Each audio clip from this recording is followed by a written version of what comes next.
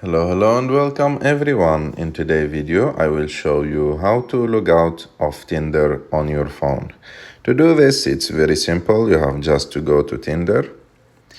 And after that, you have to click on Profile. And after that, go and click on the settings icon on the top right of the screen. And after that, scroll down until you will find this option, Log Out. You have just to click on it, and you will have two choices here to forget you on this device. That means the app will not remember your username or password, or remember me on this device, and it will make your next login easier. I hope that you like this video. If you like this video, don't forget to subscribe to our channel, to like this video, and see you in the next one.